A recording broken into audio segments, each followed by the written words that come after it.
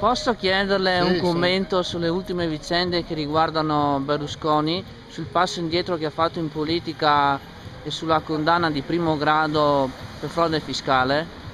Sì, beh, quello della condanna, beh, questo quasi è da aspettarselo perché ormai da anni, da quando è entrato in politica, è sempre stato, diciamo, un punto di riferimento del centro-sinistra come obiettivo in negativo, ovviamente. Ma vuol dire che c'è una persecuzione da parte della magistratura? Ma senza dubbio, mi sembra che l'ha dimostrato in tutti questi anni.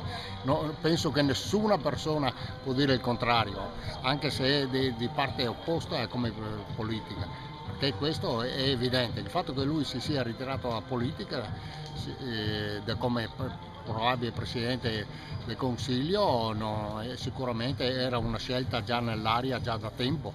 Ecco. Ma che dipende anche dai sondaggi che vedono in forte calo il PDL? Beh, senza dubbio, questo è uno dei motivi, quello del calo del PDL, perché da quando è nato è sempre stato un problema il PDL nel suo interno. Quindi adesso questo rinnovamento Berlusconi l'ha colto, si è ritirato solo e esclusivamente perché sa che in questo modo potrà crescere il PDL con facce nuove, però non è il Berlusconi che si è ritirato, è tutto il suo seguito che dovrebbe ritirarsi come riferimento della politica del centrodestra, perché altrimenti noi continueremo allora sempre con i vecchi politici come Pisanu, che è 41 anni che è seduto in quella sedia e è intenzionato ancora a mantenerla. Quindi tu dici ci sarebbe bisogno anche di un Renzi, tra virgolette, di un rottamatore all'interno del Ma PDL? senza dubbio, senza E dubbio. come vedi? Io andrò a votare qui a Portogruaro col PD.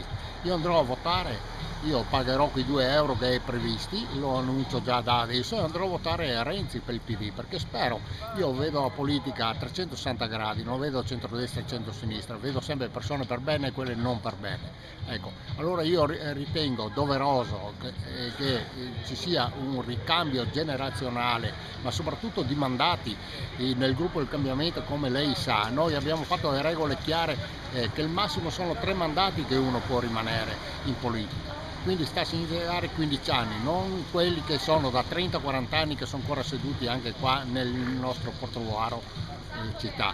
Allora voglio dire che c'è questa necessità, io vedo molto bene a Renzi, non più di tanto purtroppo lui è seduto in una parte avversa, ma ripeto, per me lo ritengo una brava persona perché ha dato quella che spero che anche nel centro-destra venga accolto. Ma secondo te il 16 dicembre, che sarà la data delle primarie del PDL, chi Okay? sarà il candidato che potrà emergere? Purtroppo oggi come oggi i candidati non ci sono sempre i soliti noti. Anche Galan? Sì, anche Giancarlo Galan, questo è cosa certa. È una cosa certa, che poi dirò che Giancarlo Galan è il meno peggio, perché quello che ha fatto nella regione Veneto solo il governatore Galan è riuscito a fare. Era una regione che è andata alla grande nel suo ventennio o 15 anni di mandato che ha avuto. Allora dico, vabbè, se dovrò votare, voterò il meno peggio, non il migliore, ma se fosse una faccia nuova, una persona nuova, io voterei una persona nuova. Ma nuova però non dipende mica anche dall'età anagrafica? No, nuova, nella politica nuova. Io ripeto sempre, il discorso di 3 mandati che l'ha accolto anche Renzi, l'ha detto più volte anche Renzi, noi l'abbiamo messo nel nostro statuto del gruppo per il cambiamento, cioè gli ex di Forza Italia del Veneto orientale, l'abbiamo messo nello statuto, 3 mandati massimo. Tutto lì, quindi voglio dire, nulla è nuovo quello che sta facendo Renzi, l'abbiamo fatto noi altri prima ancora di Renzi. Per carità, noi siamo un'entità talmente piccola che nessuno si accorge, però al nostro interno, nel Veneto orientale, come lei ben sa, noi ci stiamo sviluppando.